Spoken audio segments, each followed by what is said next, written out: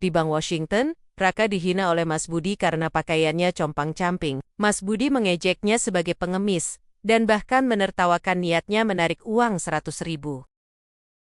Aku duduk di ujung bangku kayu yang sudah lapuk.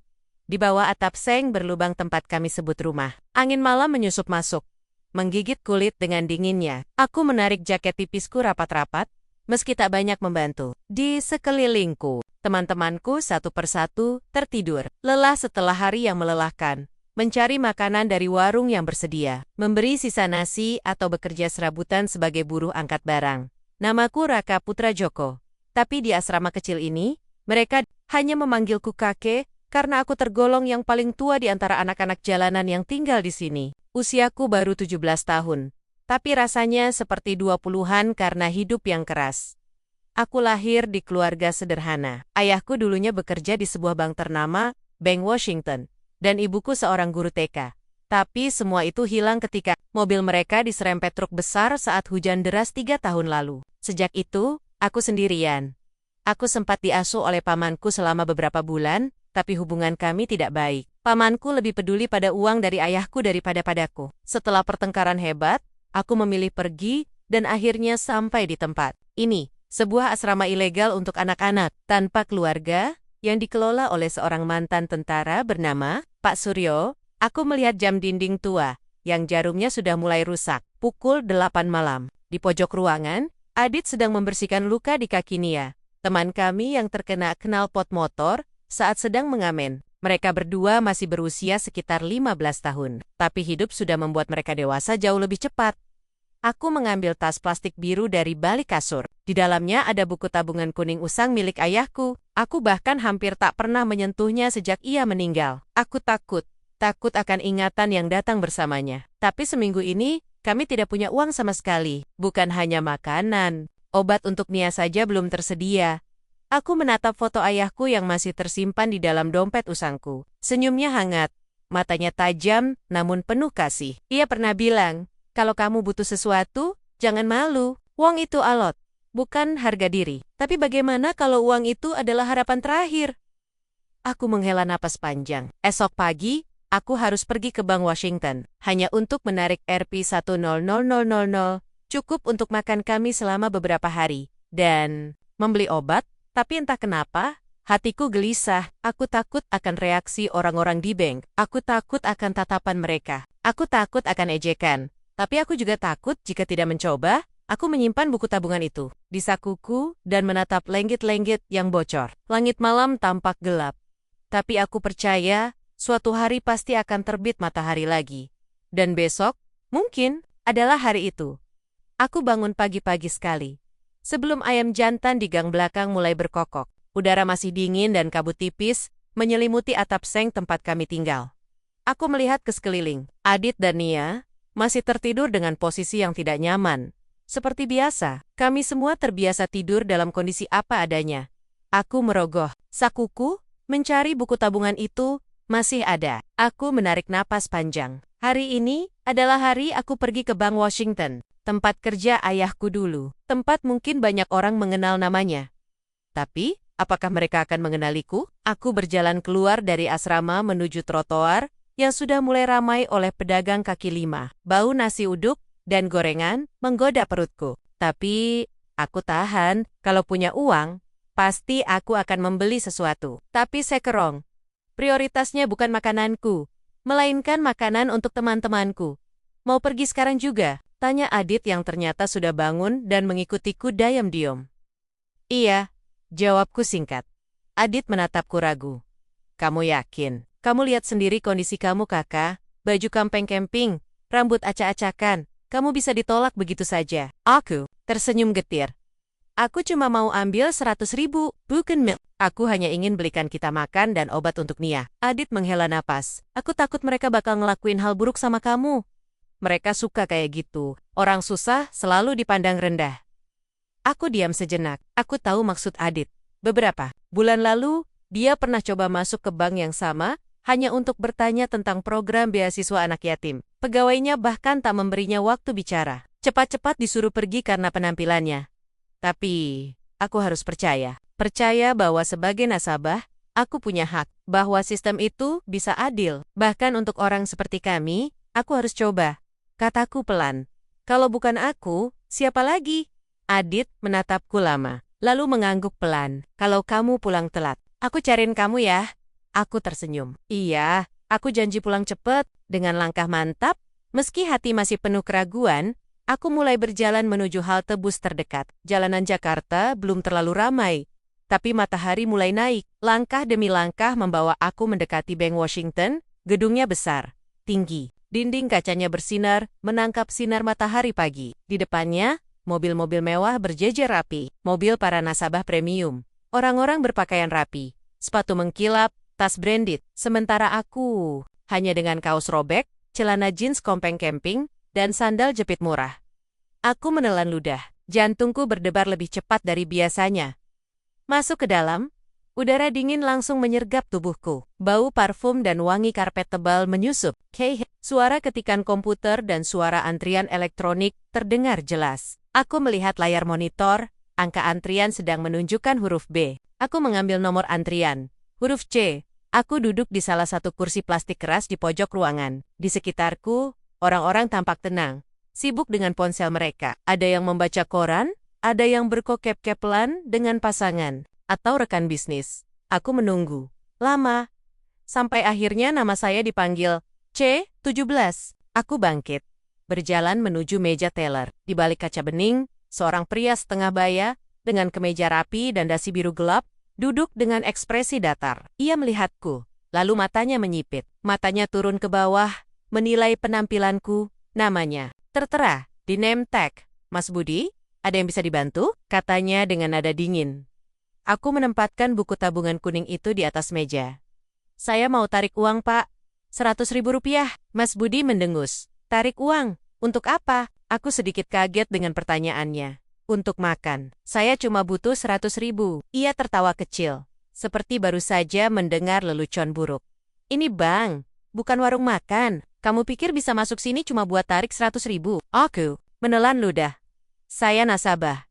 Ini buku tabungan saya. Ayah saya dulunya kerja di sini. Wajah Mas Budi berubah. Rautnya menjadi lebih kasar. Ayahmu? Siapa? Lagi-lagi pengemis sok kenal pegawai bank ya? Aku memperbaiki posisi buku tabungan. Pak Joko, dia mantan direktur di sini. Sejenak, Mas Budi diam. Tapi kemudian, ia tertawa keras. Benar-benar tertawa. Orang-orang di sekitar mulai menoleh. Aku malu. Pak Joko? Serius? Anak begini mau bilang anak Pak Joko? Dasar pengemis. Keluar sana, jangan ganggu kerjaan saya. Bentaknya, aku mundur beberapa langkah. Wajahku memerah. Aku tak tahu harus berkata apa. Aku hanya ingin menarik uang, bukan membuat keributan. Silakan keluar. Atau saya panggil satpam, tambahnya. Aku berjalan keluar dengan kepala tertunduk. Di luar, matahari terasa sangat panas. Langkah-langkah kaki orang hilir mudik tanpa henti. Tapi duniamu terasa hancur.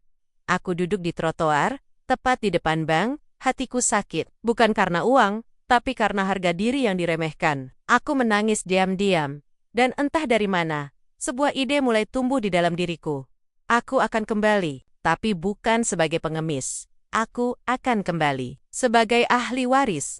Aku masih duduk di trotoar, terguncang oleh apa yang baru saja terjadi. Di sekelilingku, orang-orang berlalu lalang tanpa peduli. Ada yang sibuk dengan ponselnya, ada yang ngobrol santai sambil menunggu taksi. Tapi untukku, dunia seperti berhenti. Berputar, aku mengusap air mata yang masih tersisa. Aku bukan tipe orang yang gampang menangis, tapi kali ini, rasanya beda. Aku tidak hanya merasa ditolak, tapi direndahkan. Dihina, dianggap rendah, hanya karena penampilanku. Kamu pulang duluan? Tanya Adit saat melihatku datang kembali ke asrama. Wajahku pasti sangat menyedihkan. Aku diam, hanya menggeleng pelan. Adit langsung tahu sesuatu telah terjadi. Ia mendekat dan menepuk bahuku. Apa yang mereka lakukan? Aku menelan ludah. Mereka tidak percaya aku nasabah. Mereka pikir aku pengemis. Adit mendengus kesal. Mas Budi lagi ya? Aku perlahan. Dia bilang aku sok kenal Pak Joko. Bahkan dia tertawa. Di depan semua orang, Adit menggeram dasar sambong. Dia itu cuma pegawai biasa. Tapi kelakuannya kayak bos bank. Aku duduk di pojok ruangan, memandangi lantai kayu yang sudah mulai lapuk. Nia yang sedang istirahat setelah obatnya habis mendekat perlahan. Kamu berhasil ambil uangnya? Tanyanya lemah. Aku menggeleng. Tidak. Aku bahkan belum sempat kasih pinnya. Dia langsung usir aku. Nia mengerat-kerat ujung selimutnya. Jadi kita tetap kelaparan? Aku tak bisa menjawab. Hariku, aku ingin berjanji akan membawa makanan hari ini. Tapi aku gagal. Lagi-lagi, aku gagal. Aku berdiri perlahan. Aku harus pergi. Ada yang harus aku cek. Adit menahan lenganku. Kamu mau kemana? Kita butuh kamu di sini. Ada satu tempat. Jawabku. Aku harus pergi ke rumah Bu Siti. Bu Siti adalah mantan sekretaris ayahku. Setelah ayahku meninggal, ia pernah mencoba menghubungi kami. Tapi pamanku tidak memberiku nomornya. Aku tak yakin dia masih ingat padaku. Tapi kalau ada satu orang yang bisa membantuku membuktikan siapa aku sebenarnya, itu adalah Bu Siti. Aku berjalan kaki menuju kompleks perumahan elit di bilangan Jakarta Selatan. Tempat tinggal Bu Siti cukup jauh dari sini. Tapi aku nekat. Aku naik 2 kali angkot, sampai akhirnya sampai di sebuah gang kecil dengan pagar besi hitam. Rumahnya besar, rapi, dan terlihat damai. Aku mengetuk bel. Seorang pembantu membuka pintu. Iya, ada yang bisa dibantu? Aku, Raka, putra Pak Joko. Aku minta waktu sebentar sama Bu Siti. Pembantu itu ragu. Silakan tunggu sebentar. Beberapa menit kemudian, Bu Siti mongkul. Usianya sekitar 50-an. Rambutnya sudah agak memutih. Matanya melebar saat melihatku. Raka, katanya tak percaya. Aku mengangguk. Ia langsung membuka pagar dan mempersilakanku masuk. Masuk, Nak. Masuk. Kamu tidak apa-apa. Aku duduk di kursi tamu sederhana di ruang tengah. Bu Siti duduk di seberangku. Maaf ganggu, Bu, tapi saya butuh bantuan. Bu Siti menghela napas. Aku lihat video tentang kamu tadi pagi. Di Bank Washington, itu viral. Banyak orang marah, aku terkejut. Viral? Iya, ada nasabah yang merekam adegan itu. Sekarang banyak netizen yang mengecam Mas Budi dan Bank Washington. Tapi yang lebih penting, bagaimana kamu, Nak? Aku menunduk. Saya malu. Saya merasa tidak dihargai. Padahal saya cuma mau ambil 100.000. Bu. Siti menepuk tanganku lembut. Ayahmu dulu orang baik. Dia tidak suka melihat orang diremehkan, apalagi oleh pegawai banknya sendiri. Aku menatap matanya. Saya benar-benar anaknya Pak Joko, kan? Bu Siti mengangguk. Benar. Dan kamu juga ahli waris tunggalnya. Ayahmu punya saham besar di Bank Washington. Kamu bisa klaim semuanya. Tapi, kamu harus bersiap. Ini bukan soal uang lagi. Ini soal harga diri. Aku menggigit bibir. Saya ingin kembali ke sana. Tapi bukan sebagai peminta-minta. Saya ingin mereka tahu siapa saya sebenarnya. Bu Siti tersenyum. Kalau begitu, mari kita persiapkan itu, tapi kamu harus sabar. Balas dendam bukan tujuanmu. Keadilan yang kamu cari. Aku menatap langit-langit rumah itu. Langit-langit yang aman. Berbeda dengan atap bocor di asrama. Tapi hatiku masih panas. Aku akan kembali ke Bank Washington. Tapi bukan dengan kaos kompeng camping dan sandal jepit. Kali ini, aku akan datang sebagai putra Pak Joko. Dan mereka akan tahu artinya merendahkan seseorang hanya karena penampilannya. Aku pulang dari rumah Bu Siti dengan kepala penuh rencana. Tapi hati masih terasa hancur. Langkah-langkah kakiku berat saat memasuki asrama. Malam sudah menjelma. Lampu senter darurat yang kami pasang di sudut ruangan menyala redup. Aku melihat Nia sedang tertidur dengan selimut tipis. Wajahnya pucat. Adit duduk di pojokan, mengupas singkong rebus, makanan terakhir yang tersisa. Ia menoleh saat aku masuk. Kamu ketemu Bu Siti? Aku mengangguk pelan. Iya. Adit langsung bangkit dan mendekat. Lalu, dia bantu kamu? Aku duduk di sebelahnya, menarik napas panjang. Dia bilang, aku benar-benar anak Pak Joko, dan aku ahli waris tunggalnya. Ayah punya saham besar di Bank Washington. Wajah Adit berubah. Dari, penasaran menjadi tidak percaya. Saham besar? Kamu serius? Aku mengangguk lagi. Tapi Bu Siti bilang aku harus bersabar. Dia ingatkan aku untuk tidak mencari balas dendam, tapi keadilan.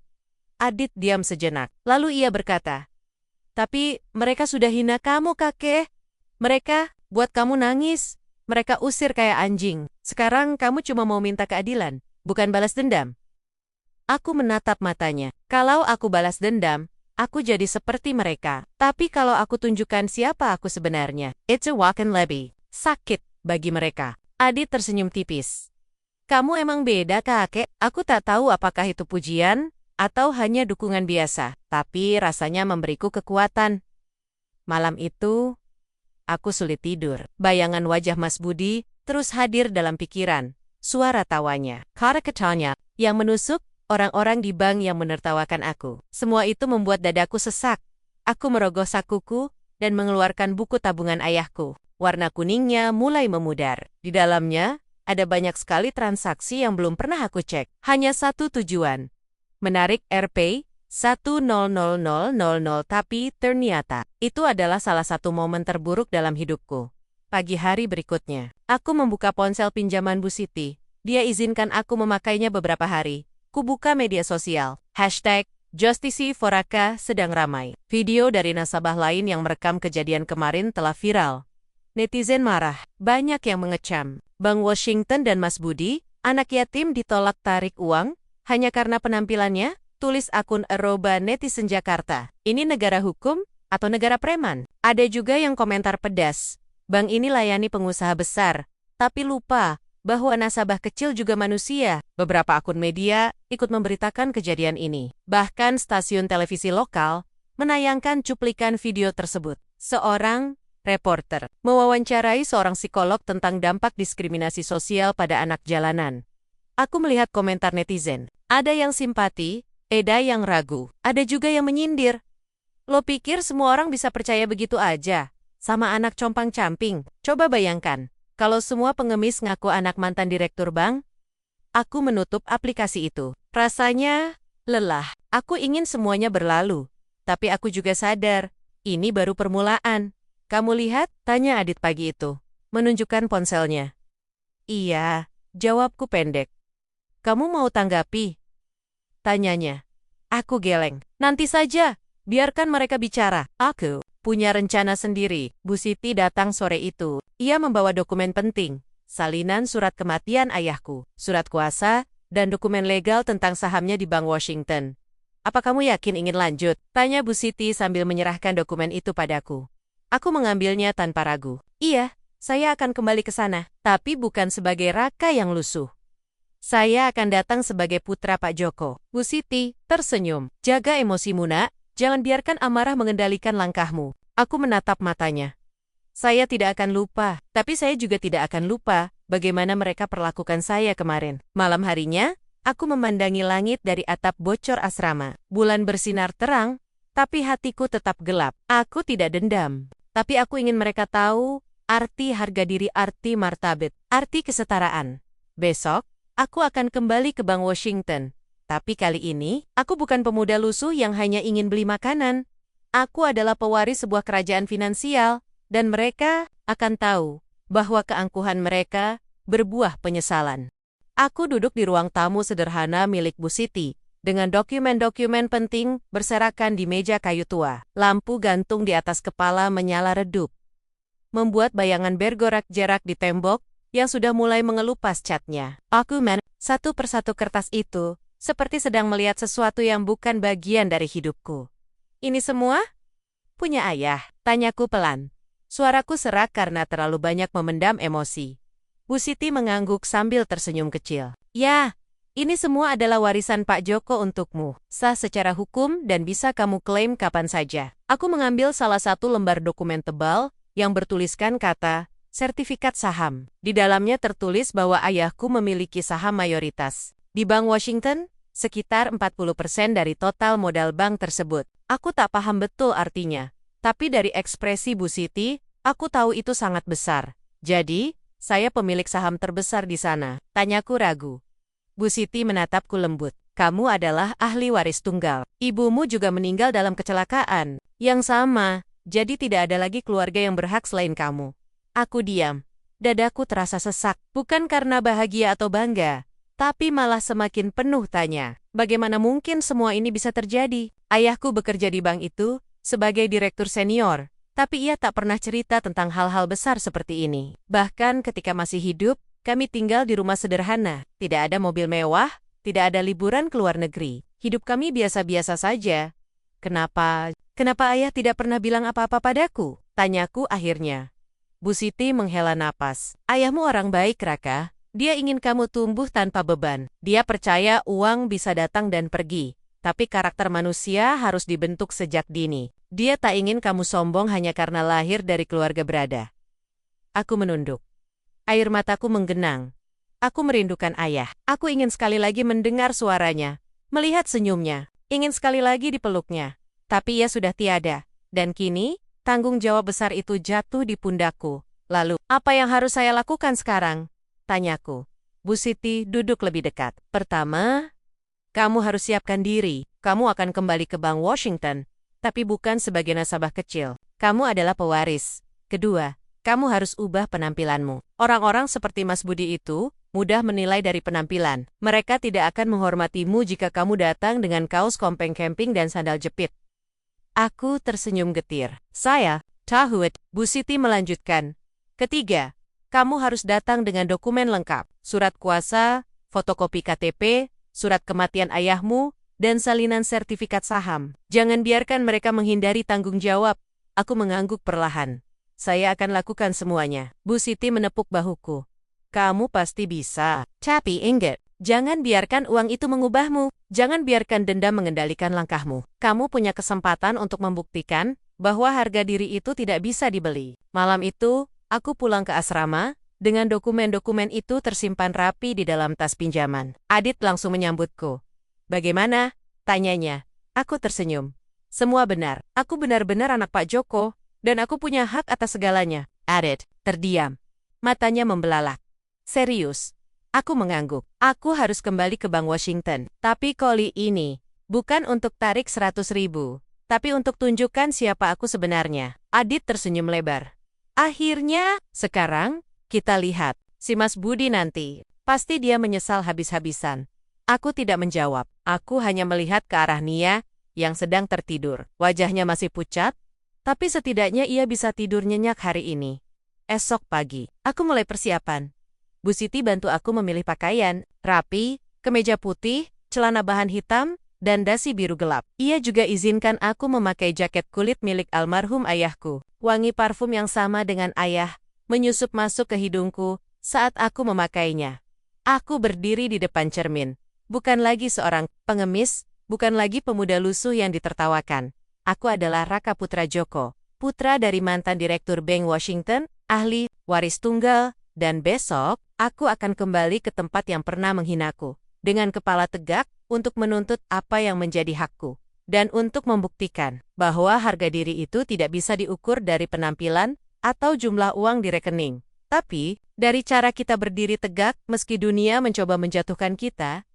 Matahari belum sepenuhnya naik ketika aku bangun pagi itu. Aku menatap lenggit-lenggit kamar sementara di rumah Bu Siti, tempat aku menginap semalam untuk persiapan hari ini. Udara sejuk menyusup masuk melalui celah jendela yang terbuka sedikit. Di luar, burung-burung berkicau riang, seperti memberiku semangat. Ini adalah hari besar, hari di mana aku akan kembali ke Bank Washington, tapi bukan sebagai pemuda lusuh yang dihina dan ditertawakan. Bukan lagi anak jalanan yang hanya ingin menarik uang 100.000 untuk makan. Hari ini, aku akan menjadi Raka Putra Joko, putra dari almarhum Pak Joko, mantan direktur senior Bank Washington, dan ahli waris tunggal atas saham mayoritas bank tersebut. Aku duduk di tepi kasur tipis yang disediakan Bu Siti.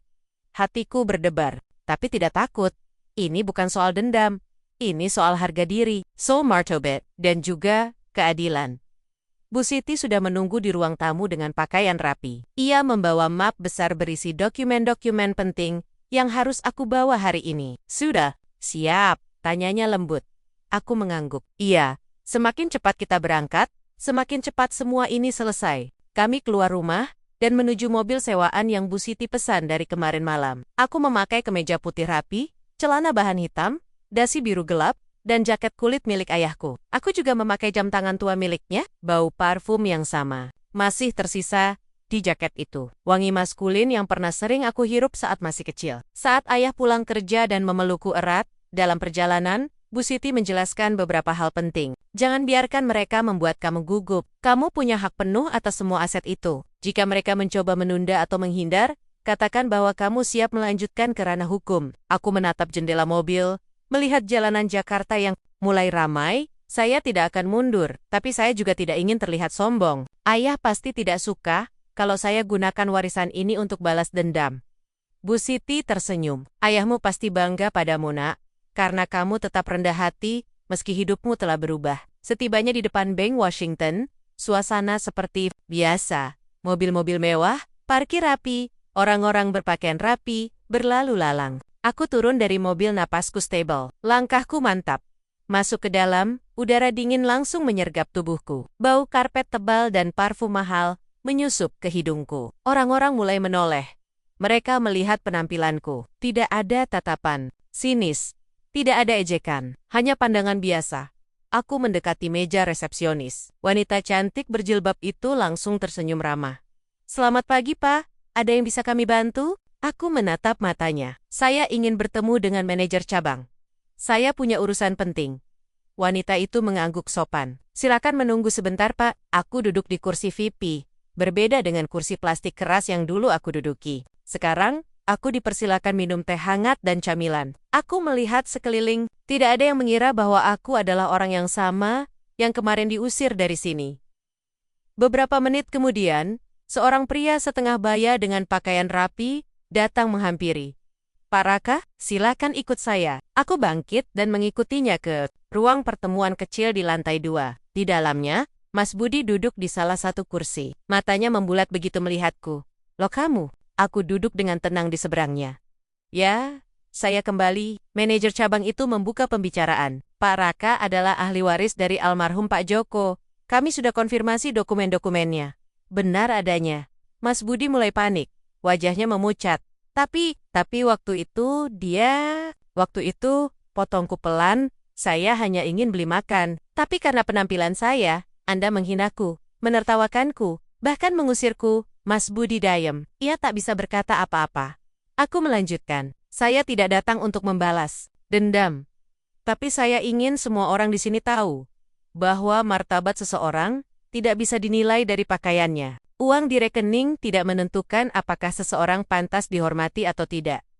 Manajer itu mengangguk hormat. "Kami sangat menyesal atas perlakuan pegawai kami. Itu tidak mencerminkan citra Bank Washington." Aku mengeluarkan dokumen dari "Maaf, saya ingin menarik seluruh dana saya dan memindahkan ke bank lain. Saya juga ingin mengakhiri hubungan bisnis keluarga saya dengan Bank Washington." Mas Budi tampak seperti akan pingsan. Aku berdiri, dan saya harap Bank Washington akan mengambil langkah internal untuk menegur perilaku pegawai yang arogan dan merugikan nama baik institusi ini. Aku meninggalkan ruangan itu tanpa menoleh ke belakang. Langkah-langkah kakiku ringan. Napasku, aku bukan lagi pemuda yang diremehkan. Aku adalah Raka Putra Joko, anak yatim yang menuntut haknya. Dan aku berhasil melakukannya dengan kepala tegak. Aku kembali duduk di ruang pertemuan lantai 2 Bank Washington, tapi kali ini suasana sangat berbeda dari sebelumnya. Kursi empuk terasa nyaman menopang punggungku. Di atas meja kayu gelap, secangkir teh hangat tersedia dengan rapi, disertai sepiring kue kecil yang belum tersentuh di hadapanku. Manajer cabang Bank Washington, Pak Aryo, duduk dengan ekspresi serius. Mas Budi masih ada di sana juga, wajahnya pucat dan tangan gemetar. Ia tak pernah membayangkan bahwa pemuda yang ia hina beberapa hari lalu adalah pewaris saham mayoritas bank ini. "Pak Raka," kata Pak Aryo dengan suara rendah, "sebelum kita lanjutkan proses penarikan dan pemindahan dana, izinkan saya menyampaikan permohonan maaf resmi dari manajemen Bank Washington atas perlakuan tidak profesional yang Anda alami." Aku menghela napas panjang. Saya bukan datang untuk meminta maaf saja. Saya ingin mereka yang melakukan kesalahan bertanggung jawab.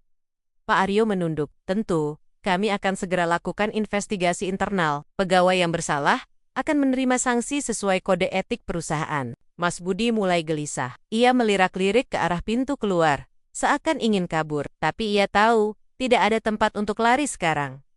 Aku menempatkan map besar, berisi dokumen penting di atas meja. Aku buka lembar demi lembar, menunjukkan surat kuasa, salinan akta kematian ayahku, fotokopi kartu identitasku, dan sertifikat saham yang membuktikan bahwa aku benar-benar ahli waris tunggal Pak Joko. Ayah saya, dulunya direktur senior di sini. Kataku pelan namun tegas. Beliau percaya pada integritas, kerja keras, dan kejujuran, bukan pada penampilan atau uang semata.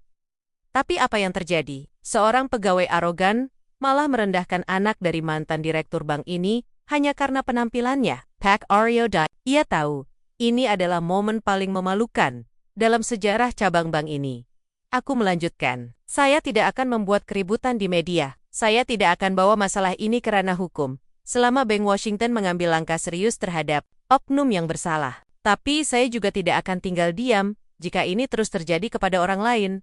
Pak Aryo mengangguk cepat. Kami paham, Pak Raka. Kami akan pastikan hal ini tidak terulang lagi. Aku melihat ke Mas Budi. Matanya berkaca-kaca. I.A. Mencoba bicara, tapi suaranya parau. Saya tidak tahu. Maafkan saya. Aku menatapnya tanpa emosi. Anda punya kesempatan untuk belajar bahwa manusia itu sama di mata Tuhan. Hanya perilaku yang membedakan mereka. Setelah itu, pembicaraan berlanjut ke prosedur teknis. Aku memberikan instruksi jelas tentang pemindahan dana, serta penutupan rekening peninggalan ayahku. Aku meminta agar semua dokumen terkait saham Pak Joko diproses dengan cepat. Karena aku berniat untuk menyerahkan sebagian besar aset itu kepada Yayasan Amal sebagai bentuk kontribusi sosial. Beberapa jam kemudian, aku keluar dari gedung Bank Washington. Dengan langkah mantap, udara Jakarta tetap panas, tapi rasanya lebih ringan. Hatiku lega. Bu Siti menyambutku di mobil. Bagaimana? Tanyanya. Aku tersenyum tipis. Selesai, mereka akan ambil tindakan terhadap Mas Budi. Dan saya sudah pindahkan semua dana. Bu Siti mengangguk puas. Ayahmu pasti bangga padamu. Kamu tidak gunakan kekuatan itu untuk membalas dendam, tapi untuk menuntut keadilan. Aku menatap langit-langit mobil. Saya hanya ingin menegaskan satu hal. Martabat itu bukan milik orang kaya saja. Martabat adalah hak semua orang. Malam harinya, aku pulang ke asrama. Adit langsung menyambut dengan antusias. Jadi, apa yang terjadi? Tanyanya bersemangat. Aku tersenyum. Mereka minta maaf. Mas Budi akan dipecat, dan saya sudah pindahkan semua dana. Adit menepuk bahuku. Akhirnya, sekarang dia pasti nyesel habis-habisan. Aku menggeleng lembut. Bukan soal nyesel, tapi soal pelajaran hidup. Nia yang sedang istirahat mendengarkanku dengan senyum kecil di bibirnya. Aku menatap tuman-timangku satu persatu. Aku tahu, perjalanan ini belum selesai. Besok, aku akan mulai persiapan untuk mendirikan yayasan sosial bagi anak jalanan seperti kami. Tempat mereka bisa belajar, makan, dan memiliki masa depan yang lebih baik. Karena aku tahu, uang memang bisa memberi kekuatan, tapi kasih sayalah yang membuat dunia menjadi lebih baik. Saat aku tiba di asrama keesokan paginya, ponsel Bu Siti berdering. Tak henti-hentinya. Ia meminjamkan ponsel itu padaku sementara waktu.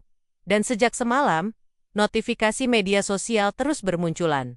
Aku membuka aplikasi berita. Judul besar muncul di layar. Anak mantan Direktur Bank Washington dihina pegawai. Publik marah. Aku mengetuk artikelnya. Di dalamnya tertulis kronologi lengkap tentang bagaimana aku, sebagai anak yatim piatu dan pemuda lusuh, datang untuk menarik uang Rp100.000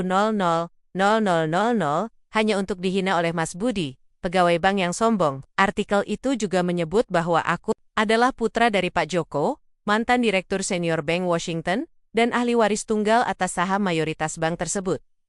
Netizen mulai bereaksi. Mereka pikir semua orang miskin itu pengemis. Tidak semua orang lahir dengan privilege. Ini bukan soal uang, tapi soal harga diri. Mereka merendahkan manusia hanya karena penampilannya. Bank Washington harus bertanggung jawab. Ini pelanggaran hak nasabah dan manusia. Semua komentar positif. Ada juga yang skeptis. Gampang aja nih anak ngaku anak mantan direktur. Harus dibuktikan dulu dong. Kalau emang punya uang banyak, kenapa pakai baju compang-camping? Cari sensasi kali ya. Aku menutup aplikasi itu dan menghela napas. Aku tahu akan ada pro dan kontra. Tapi yang penting, fakta-faktanya sudah jelas. Dokumen-dokumen yang kuserahkan kemarin cukup untuk membuktikan siapa aku. Beberapa jam setelah artikel itu terbit, Bu Siti menerima telepon dari kantor pusat Bank Washington. Mereka ingin melakukan investigasi internal. Pihak bank tampak panik. Reputasi mereka sedang terancam. Apa kamu bersedia menjadi saksi? Tanya Bu Siti saat ia selesai menelepon. Aku mengangguk. Iya, asal ini bisa membuat perubahan nyata di sana. Pagi itu, aku duduk di ruang pertemuan Bank Washington lagi. Tapi kali ini, bukan untuk urusan dana. Aku datang sebagai saksi dalam investigasi internal yang dilakukan oleh tim audit korporat dari kantor pusat. Hadir juga beberapa petinggi bank, termasuk Direktur baru Bank Washington, Pak Indra, yang baru saja menjabat beberapa bulan lalu. Pak Raka, kata salah satu anggota tim investigasi. Seorang wanita paruh baya, bernama Ibu Lucy. Boleh kami minta penjelasan langsung dari Anda tentang kejadian beberapa hari lalu? Aku menarik napas panjang, lalu menjelaskan semuanya. Dari awal kedatanganku, cara Mas Budi memperlakuku, hingga ejekan dan pengusiran yang ia lakukan di hadapan publik. Aku juga menyertakan bukti video yang viral di media sosial. Kami juga memiliki rekaman CCTV dari dalam bank, tambah Ibu Lucy. Dan ternyata, ini bukan pertama kalinya Mas Budi bersikap seperti ini. Beberapa nasabah lain pernah mengeluh, tapi laporan itu selalu ditutupi. Aku diam mendengarkan. Aku tahu Mas Budi pasti sedang ketakutan sekarang. Ia duduk di pojok ruangan. Wajahnya murung, tubuhnya tegang. Pak Indra akhirnya buka suara. Sebagai direksi baru, saya sangat menyesal atas insiden ini. Ini mencoreng citra Bank Washington. Kami akan ambil langkah tegas terhadap oknum yang bersalah. Aku menatapnya. Saya harap ini tidak hanya sekadar pencitraan, tapi benar-benar perbaikan budaya kerja di sini, agar tidak ada lagi nasabah yang dipandang rendah hanya karena penampilannya. Pak Indra mengangguk. Kami janji akan evaluasi sistem pelayanan dan pelatihan etika bagi seluruh staf. Setelah investigasi selesai, aku meninggalkan ruangan itu dengan langkah lebih ringan. Tapi aku tahu, ini belum selesai. Mas Budi mungkin akan dipecat. Tapi apakah ini cukup? Aku tidak peduli jika ia kehilangan pekerjaannya. Yang penting adalah pesan bahwa kita tidak boleh menilai seseorang dari penampilannya. Karena kadang, orang yang kita remehkan bisa jadi adalah orang yang punya kuasa atas hidup kita. Saat keluar dari gedung, matahari bersinar terang, langit biru cerah tanpa awan. Aku melihat ke arah trotoar tempat aku duduk beberapa hari lalu, masih dengan rasa malu dan hancur. Tapi sekarang, aku bukan lagi Raka yang sama. Aku adalah Raka putra Joko, putra dari Pak Joko, ahli waris, namun tetap anak jalanan yang percaya pada keadilan. Dan besok, aku akan mulai bangun yayasan untuk anak-anak sepertiku, agar tidak ada lagi yang merasa diremehkan, hanya karena mereka lahir dalam kemiskinan. Karena setiap jiwa punya harga diri yang harus dihormati. Hari itu, media sosial benar-benar dipenuhi dengan berita tentangku dan Bank Washington. Justice for Raka masih trending di Twitter. Ribuan komentar memenuhi unggahan berita yang tersebar di platform media. Video Mas Budi menghinaku menjadi viral. Lagi setelah tim investigasi bank mengizinkan rekaman tersebut dirilis sebagai bukti resmi. Aku duduk di pojok ruangan asrama, membuka ponsel pinjaman Bu Siti, melihat bagaimana dunia bereaksi. Ada banyak dukungan dari netizen. Banyak yang menyatakan bahwa ini adalah pembelajaran penting tentang cara kita memperlakukan sesama manusia. Terlepas dari penampilan mereka, jangan pernah menilai seseorang dari pakaiannya. Karena bisa jadi, orang yang kamu hina adalah orang yang punya kuasa atas hidupmu. Mas Budi harus dipecat. Tindakannya merusak citra Bank Washington dan mencoreng martabat pelayanan publik. Semoga Raka terus berjuang untuk anak-anak jalanan. Dia layak jadi panutan. Tapi tidak semua reaksi positif. Beberapa akun tetap skeptis. Cepat banget dia dapat uang? Aneh.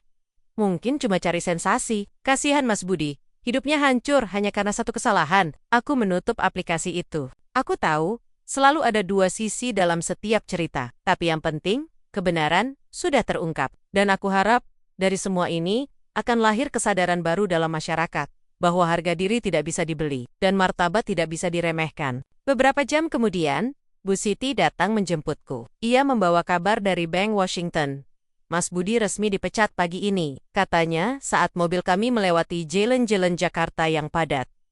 Aku diam sejenak. Saya tidak ingin ia jadi korban balas dendam publik. Tapi saya juga percaya, ia harus bertanggung jawab. Bu Siti mengangguk. Mereka juga akan lakukan pemecatan terhadap beberapa pegawai lain yang terlibat pelanggaran serupa. Investigasi internal menemukan bahwa Mas Budi bukan satu-satunya yang bersalah. Ada beberapa kasus serupa yang selama ini ditutupi oleh manajemen cabang.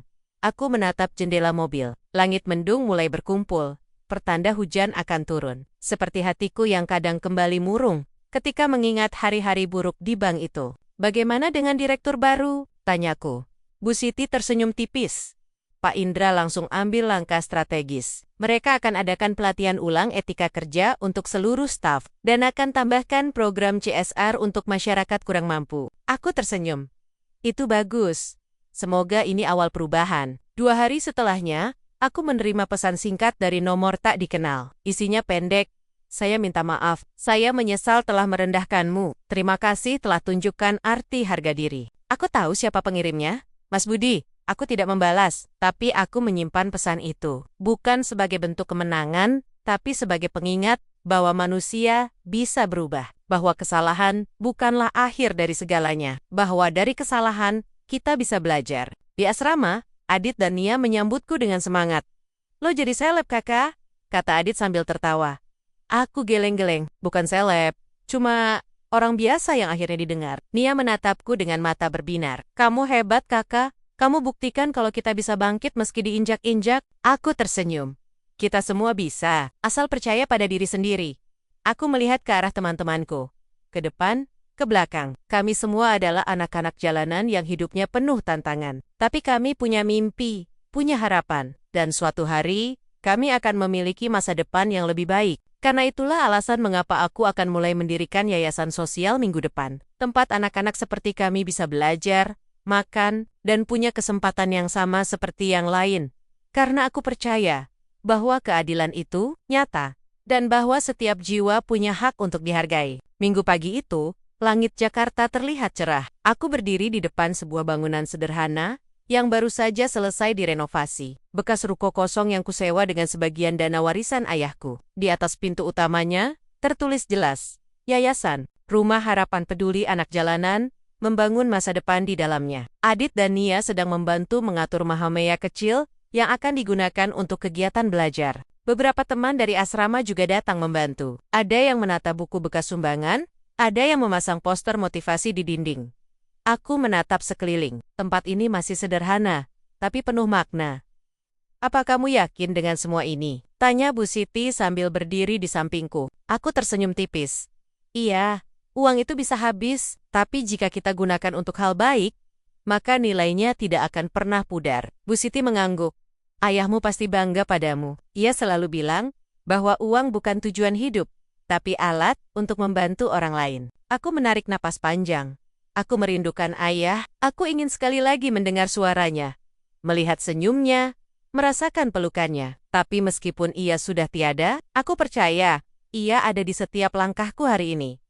Sebulan telah berlalu sejak kejadian di Bank Washington. Mas Budi resmi dipecat, dan beberapa pegawai lainnya menerima skorsing atau pemecatan karena pelanggaran serupa. Bank Washington melakukan reformasi besar-besaran, termasuk pelatihan ulang staf tentang etika pelayanan dan program CSR yang lebih inklusif. Namun, tidak semua berjalan lancar bagiku. Setelah viralnya kasusku, beberapa oknum mencoba menjegal Yayasan Rumah Harapan. Ada yang menyebarkan isu bahwa aku hanya cari sensasi dan tidak punya niat tulus. Bahkan ada upaya dari pihak tak dikenal untuk menghentikan proses pendirian yayasan tersebut. Tapi aku tidak mundur. Aku tetap fokus pada tujuanku. Memberikan kesempatan kepada anak-anak jalanan, seperti kami untuk memiliki masa depan yang layak. Kami mulai dengan program belajar gratis, pelatihan kerja sederhana, dan penyediaan makanan bergizi bagi mereka yang membutuhkan. Beberapa tokoh masyarakat mulai tertarik membantu. Ada dokter yang rela datang secara sukarela untuk memeriksa kesehatan anak-anak. Ada guru pensiunan yang bersedia mengajari baca tulis dan matematika dasar. Bahkan beberapa pengusaha muda menawarkan dukungan logistik. Kami percaya pada visimu, kata salah satu donatur saat menyerahkan bantuan buku dan perlengkapan tulis. Aku hanya bisa tersenyum dan berterima kasih. Aku tidak pernah bermimpi akan sampai di titik ini. Dulu, aku hanya ingin bertahan hidup. Sekarang, aku ingin membantu orang lain bertahan hidup juga pagi itu. Aku duduk di sudut ruangan, sambil menulis laporan kegiatan yayasan. Ponselku bergetar. Nomor tak dikenal. Aku angkat. Halo, Pak Raka, ini saya, Mas Budi. Aku diam sejenak. Suaranya terdengar lemah. Beda dengan suara arogannya dulu. Saya minta maaf, saya tahu saya tidak pantas bicara dengan Anda. Tapi saya hanya ingin bilang, terima kasih. Aku bertanya pelan. Kenapa? Karena Anda tidak balas dendam. Anda tunjukkan arti harga diri. Dan Anda buktikan bahwa manusia itu sama. Saya menyesal, benar-benar menyesal. Saya kehilangan pekerjaan, keluarga marah, dan banyak hal buruk terjadi. Tapi saya sadar, semua ini adalah pelajaran. Aku menelan ludah. Mas Budi, tidak ada manusia yang sempurna. Kita semua bisa salah. Yang penting, kita mau berubah. Saya akan coba, katanya pelan. Saya akan cari pekerjaan baru. Saya akan mulai dari bawah. Saya harap suatu hari nanti saya bisa seperti Anda. Aku tersenyum. Kamu bisa, asal kamu tetap percaya pada kebaikan. Kami berpamitan. Aku menutup telepon itu dengan hati tenang. Aku tahu, Mas Budi tidak akan hilang begitu saja. Ia akan bangkit. Meski harus dari titik terendah. Seperti aku dulu. Sore itu, aku memandangi anak-anak yang sedang belajar di dalam yayasan. Mereka tertawa, bermain, dan saling membantu. Aku melihat Nia yang kini lebih sehat, dan Adit yang menjadi koordinator kegiatan belajar. Aku menatap langit-langit, kayu tempat kami pasang spanduk pertama yayasan ini. Di sanalah semangat itu tinggal. Jangan biarkan dunia menjatuhkanmu. Bangkitlah, dan tunjukkan bahwa kamu punya nilai. Aku tahu, ini bukan akhir dari perjalanan. Masih banyak tantangan yang akan datang. Masih banyak orang yang akan meragukan. Masih banyak batu sandungan yang siap menjatuhkan. Tapi aku tidak takut. Aku adalah Raka Putra Joko, putra dari Pak Joko, anak yatim yang menuntut haknya. Dan sekarang, aku adalah harapan bagi sesama.